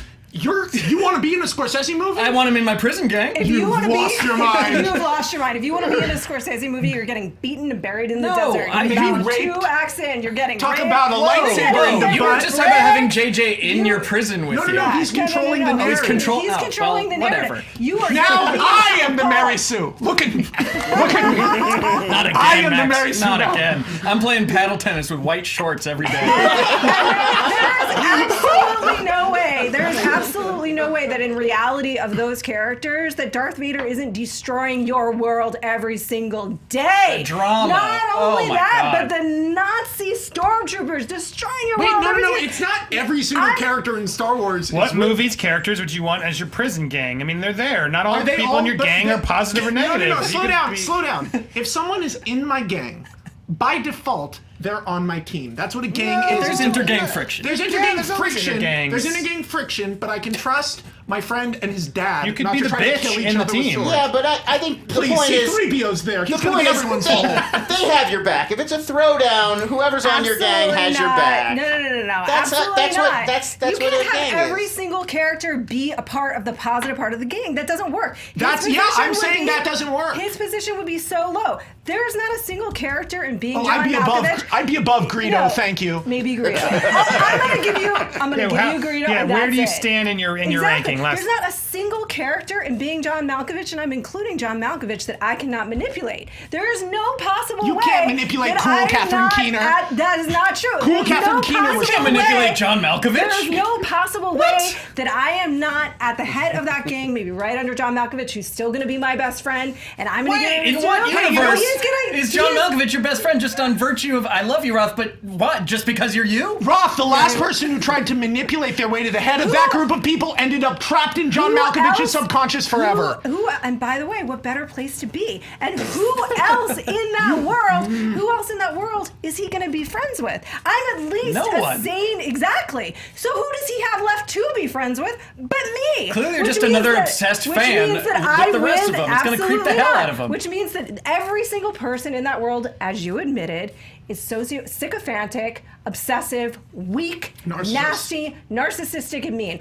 I am a medium okay human. At that point, that's awesome. A medium okay human wins with him at that point. There's no way he's not my best friend, and there's no way I am not getting all of the benefits of being with a celebrity in jail. All right, final thoughts, Spencer. You're in like government rebellion. You're in Gitmo, and you're in like stalker kidnapping, federal pound me in the ass prison. I am in low minimum security. Everybody's just like a white collar criminal. Like, yeah, okay, they're a jerk. No one's nice in prison, but we're all rolling together. We all have hookups on the outside. It is the easiest time you'll ever do.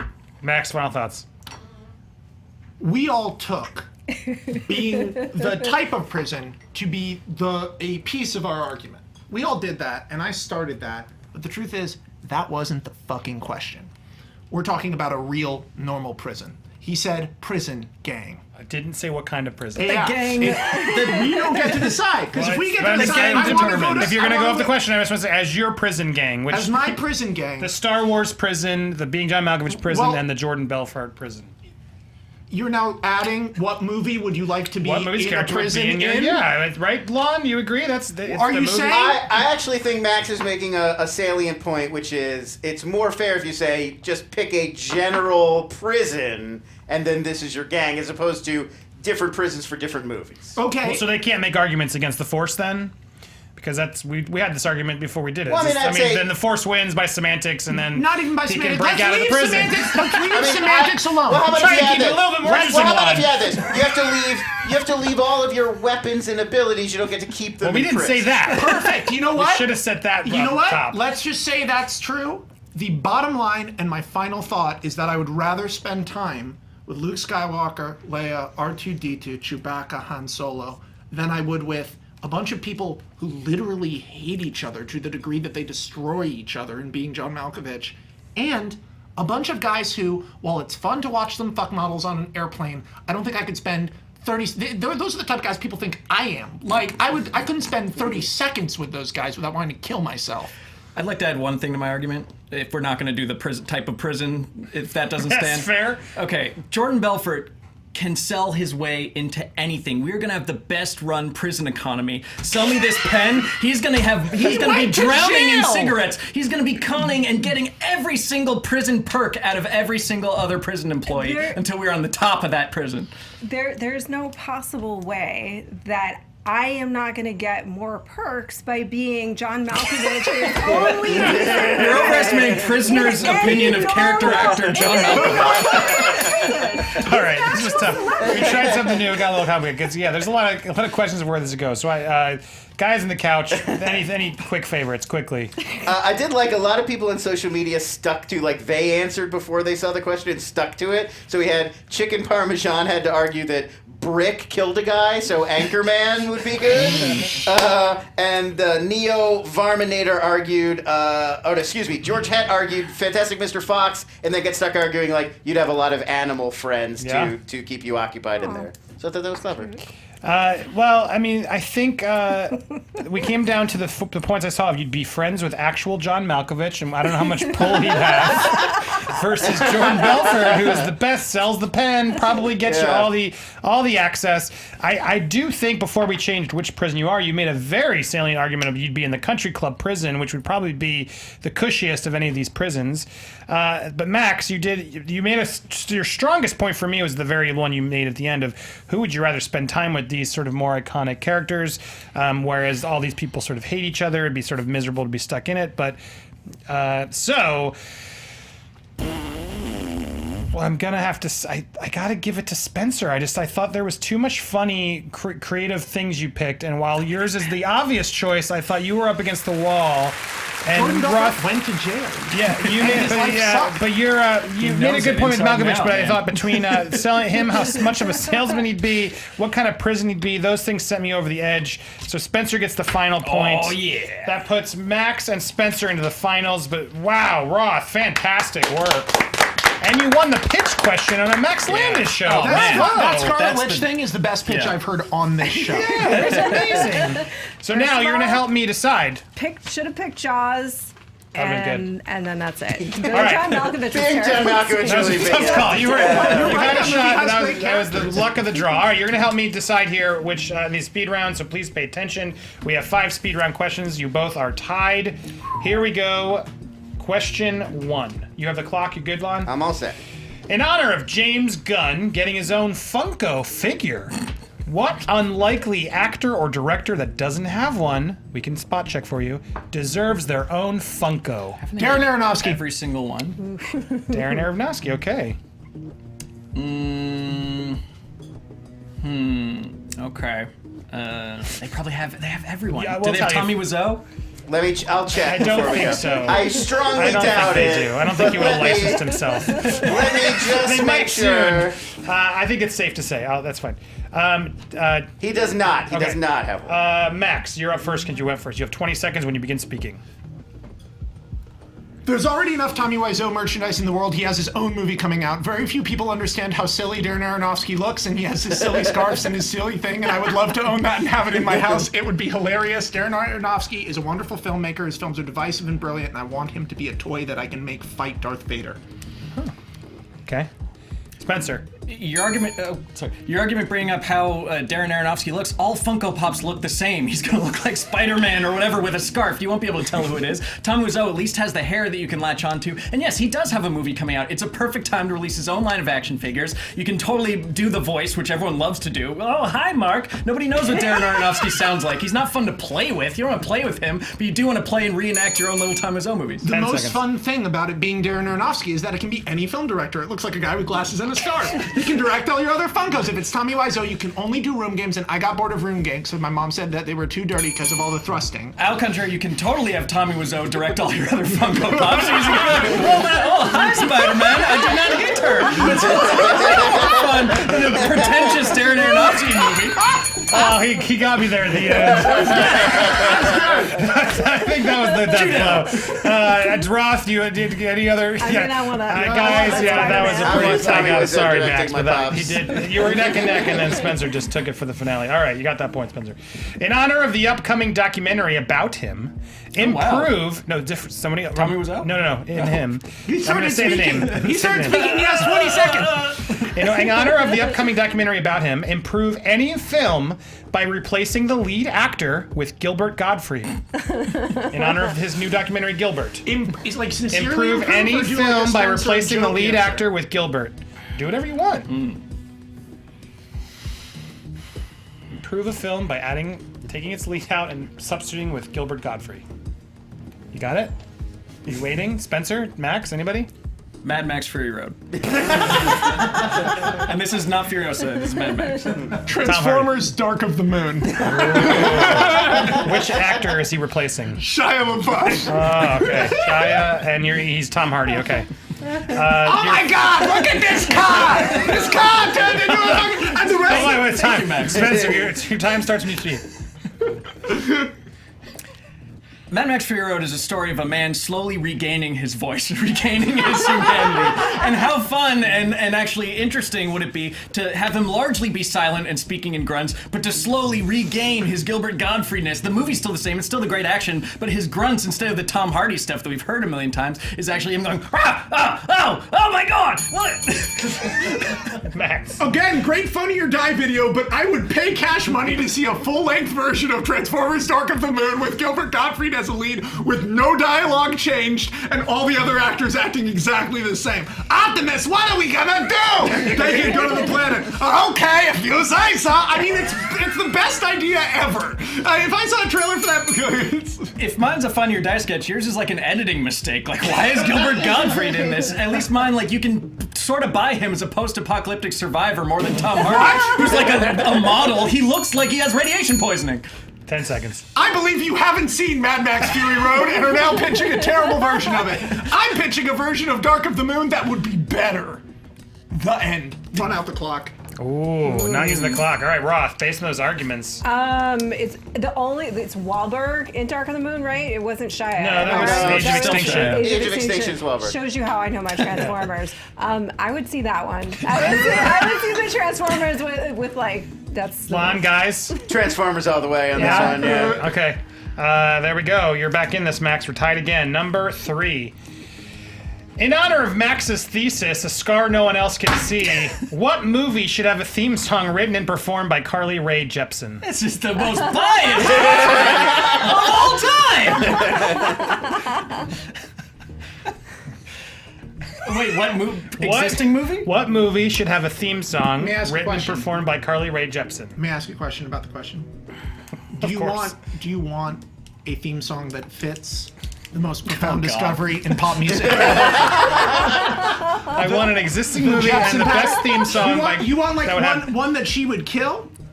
I want the best. What movie should have a theme song written and performed by Carly Rae Jepsen? Yeah, what's gonna I'd make... like one that fits the Jepsen pattern, though. Okay.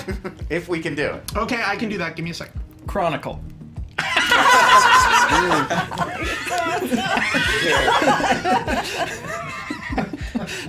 All right, what movie are you picking?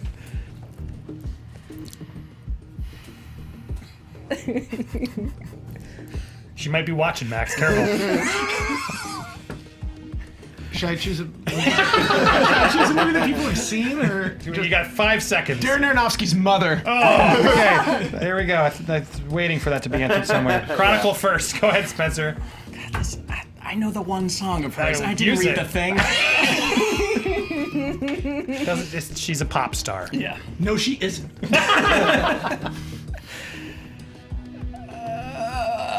Okay, Carly Rae Jepsen writing the theme song to Chronicle. You have like all these teenagers who are experiencing so much angst that's perfect material for a pop song, and then she could like weave in these secret layers of like maybe about someone that's like obsessed with her, and she could be like warning them that she's like gonna take out a restraining order, and it could be like she could be doing this. It works on multiple levels because it's about not wanting these teenagers to. Max, 20 seconds. There is no score in Chronicle. There would be no place for a theme song. Mother is filled with score throughout. It's a lyrical movie about obsession, rejection, and misery. The pain of wanting someone you can't have. And Carly could make that a lot of fun, just like Darren Aronofsky does in his real silly movie, Mother. All right, now I want a title of her song in this last 10 seconds. I'll do you better. I'll sing it. I haven't met you, but you seem crazy. I'm not giving you my number. Don't call me ever. Ouch. Max. I think that would be weird for a Chronicle. I think that makes the movie worse. And the title would be Frozen Heart. I agree. I do think it would be weird. But it was funny. I gotta give Max, Dan. I'm so tired. He's betraying me! Rob. It's all I don't know why I said Dan. Rob. It's like the parent. Yes. I'm just calling you my Yes, son. yes. That was messed up. The thing? I don't know. I don't even like pop music. It would be weird. But it was Because we know that hilarious. song. I want to just give props for being hilarious, but that actually made a lot more Yeah, sense. guys. Anyone voting for Spencer? Yeah, why don't you have the next question about like what happened to my bar mitzvah? All right, here we go. Question 4. What song would be the best for Spencer's bar mitzvah? No. That would be Worldly Matters by Carly Rae Here we Jepsen. go. Which franchise should Linda Hamilton join post Terminator? Wait, She's coming back for Terminator 3. Oh, she's coming back. James Cameron produced, Tim Miller Yes. directed. She's coming back for that. What should she do next after Wait, Terminator? Terminator 3? She's going to be, she's coming They're, back as they're Sarah basically Connor. retconning it 6. like everything after Judgment Day didn't happen. And they're Yeah. calling it Terminator 3? Well, That's I mean- what David's writing? I guess. Yes. I don't know if they're calling it Technically, Terminator 3. it's It's like 6. wiping out the other ones, but it's technically still 6. But Oh, Sarah good. Connor's What back. a smart move. Yeah. Like they were going to do with Aliens. Yeah. Yes. Oh. But after she does that, where do we want to see Linda Hamilton join next?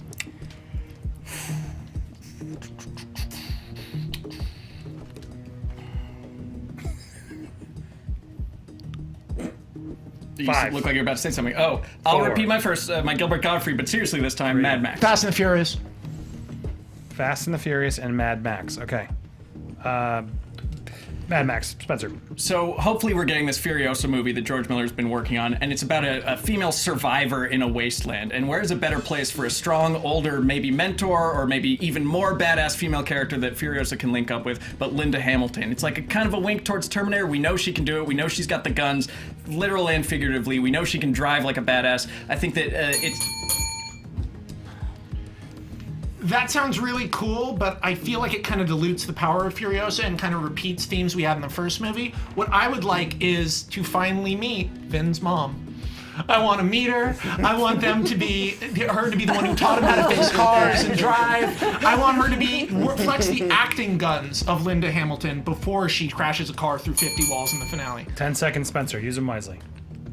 Vin has never mentioned his mother in the movie. He's all about his father. He learned everything in his backstory about his father. She clearly wasn't a very important character in his life, whereas Linda Hamilton can really bring a more gravitas. Damn it. We met short.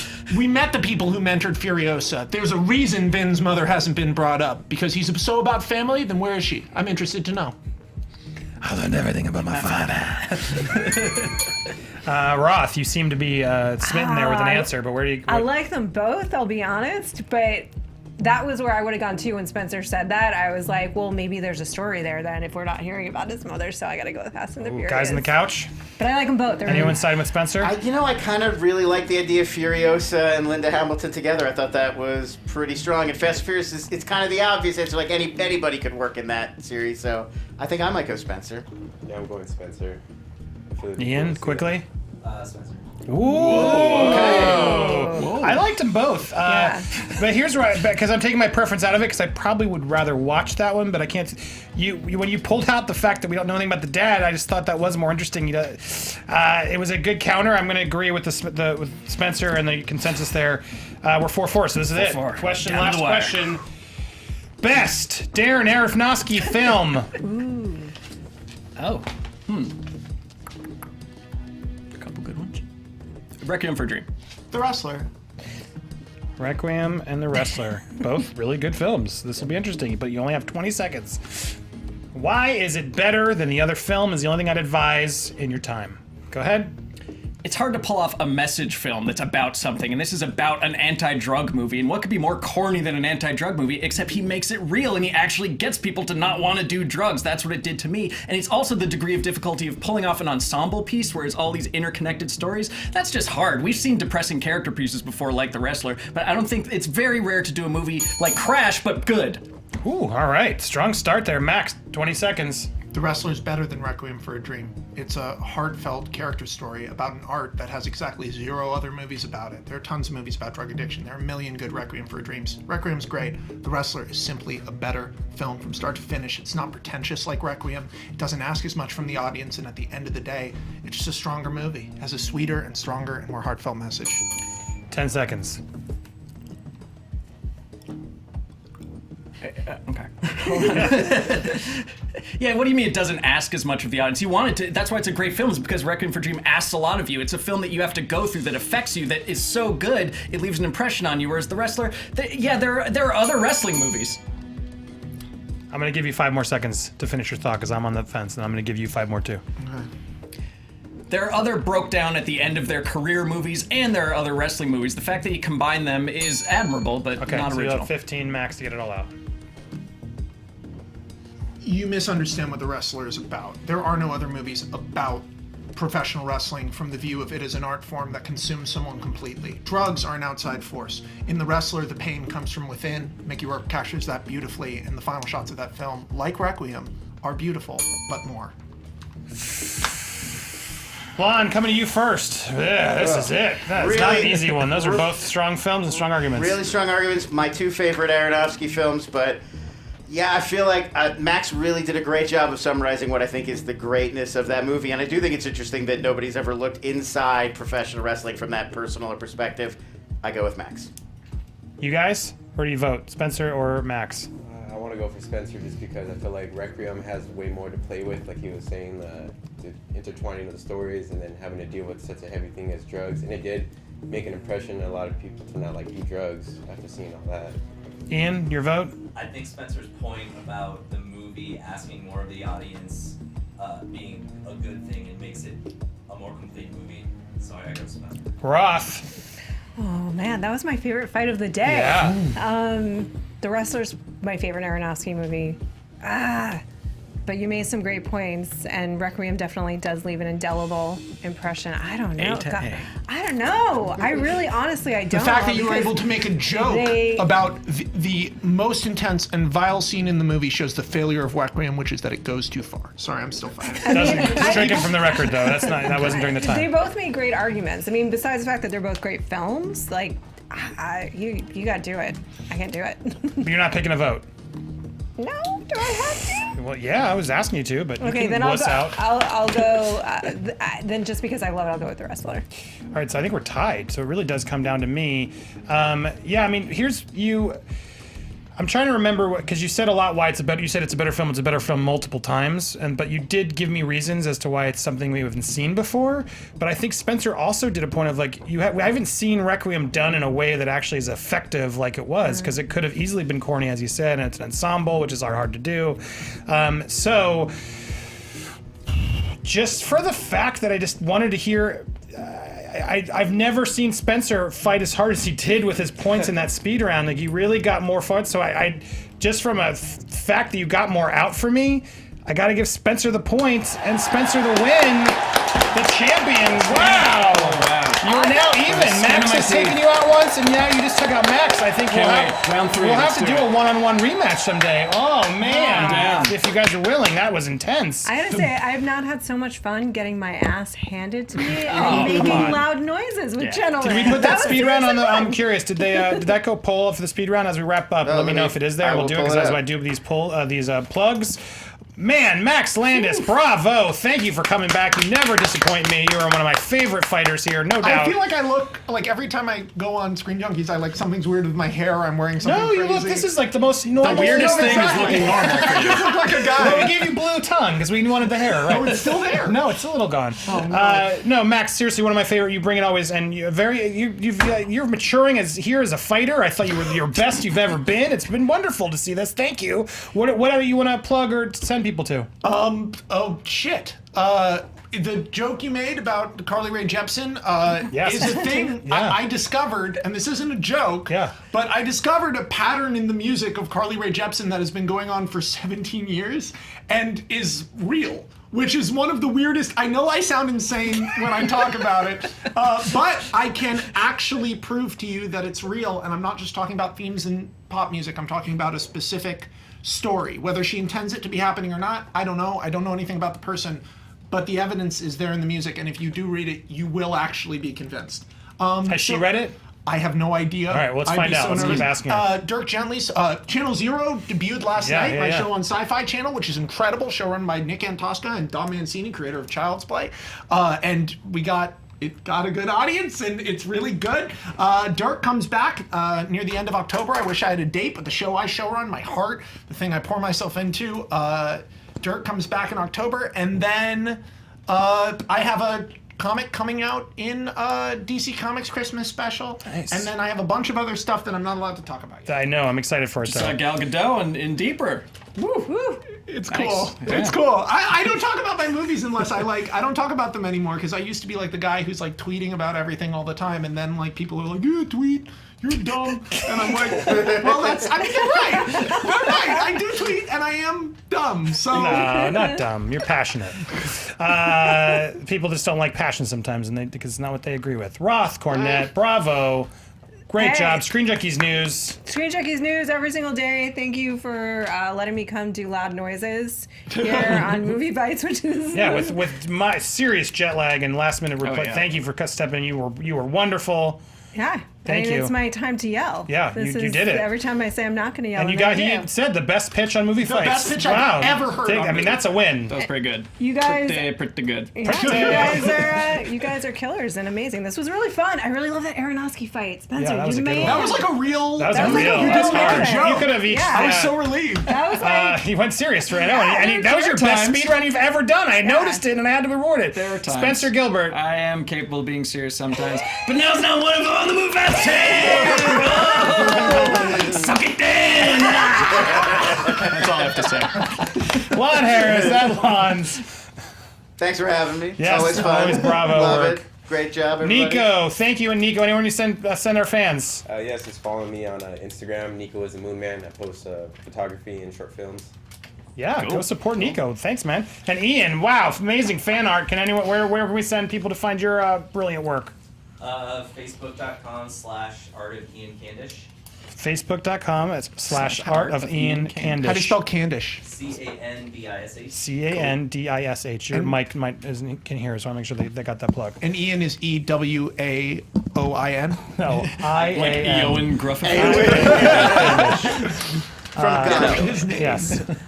Thank you, man. Did you have fun? Oh, always, yeah. Love Thank it. you. And I love this picture. And totally framing this up and putting it on the set. And thank you all at home. You follow me at Signor on the socials, etc. As always, and go see all these people's wonderful work. And we will be here next week live once again for another Movie Fights. Have a great one. Bye-bye.